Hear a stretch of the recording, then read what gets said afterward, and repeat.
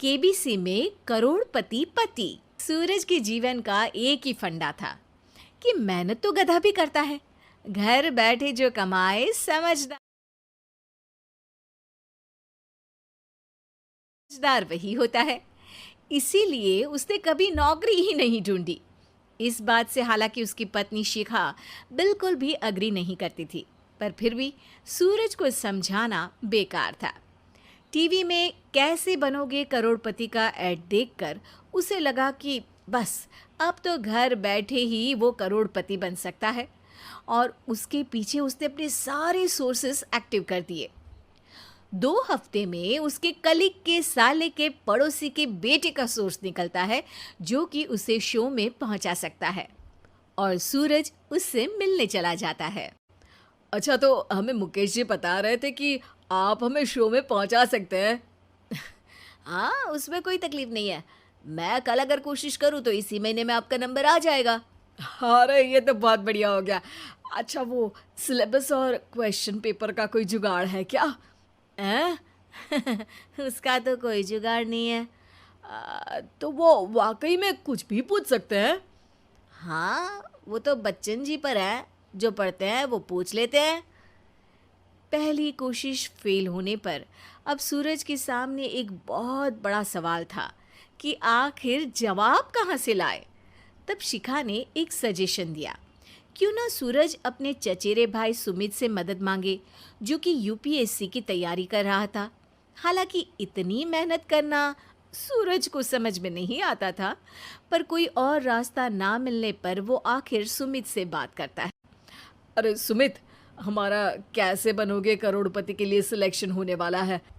तुम हमें थोड़े चिट बनाने में मदद करोगे क्या? अरे भैया, चिट बनाए तो सालों हो गए, उसमें हमारा एक्सपर्टीज नहीं है, बल्कि आप बोलो तो हम आपकी पढ़ने में ज़रूर मदद कर सकते हैं। हट, कैसी अनाप शराब बातें कर रहा है तू। सूरज ने सुमित को मना तो कर दिया था, पर तैयारी करने के सिवाय कोई चारा उसे दिख भी नहीं रहा था। खासकर जब 12 के पेपर लीक करने के एक्सपर्ट शुक्ला जो भी हाथ जोड़ लेते हैं।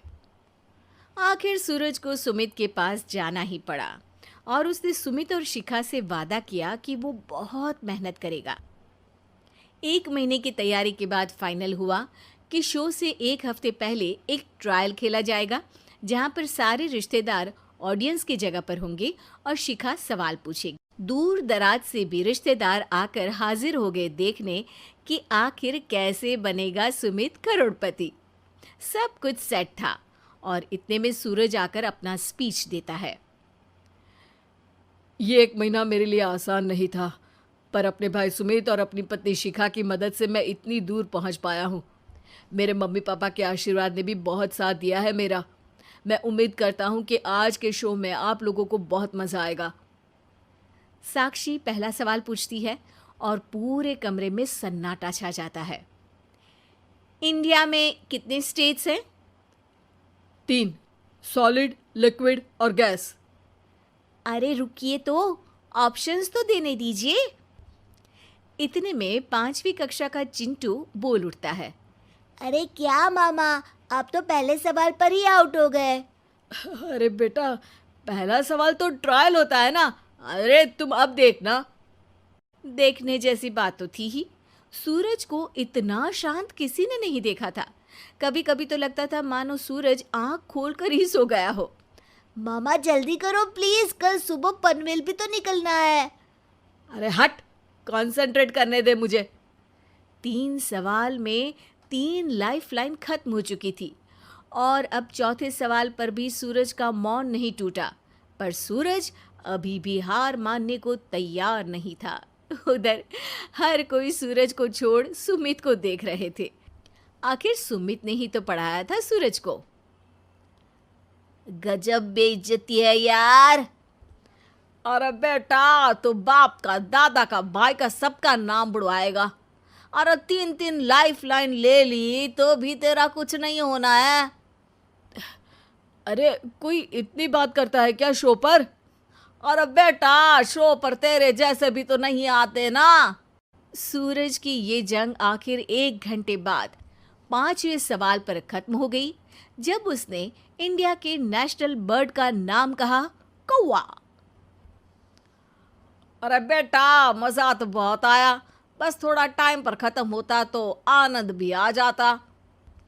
ताने बारिश के बूंदों की तरह बरस रहे थे और सूरज को भी समझ आ रहा था कि ये करोड़पति बनना शायद उसके बस के बाहर की बात है। पर वो आखिर ये बात मान कैसे लेता? वो सख्त लौंडा जो ठहरा, उसने सोचा कि बेइज्जती तो हो ही चुकी है, पर अगर मैं हार नहीं मानूं तो शायद कुछ हो सकता है। शिखा, तुम देखना, असली शो में आग लगा दूंगा, आग, करोड़पति बनूंगा मैं। हाँ, सब्जियां खत्म हो गई है घर पे, ले आओ। पहले पति बन जाओ, फिर करोड़पति बनना। अरे गजब बेइज्जती है यार। बेटा, अभी तो घर पर ही हुई है, 1 हफ्ते में तो तुम देश के सामने करवा कर आओगे। वैसे जब टीवी पर जाओ ना तो बस अपने मम्मी का ही नाम लेना, ठीक है? कोई पूछे तो बोलना कि पापा नहीं है मेरे। अरे पढ़ाई की, पेपर निकलवाए, इतने सारे लोगों को खाना खिलवाया, क्या फ़र्क पड़ा? इसीलिए मैं कहता हूँ कि मेहनत तो गधा भी करता है, घर बैठे जो कमाए वही सिकंदर।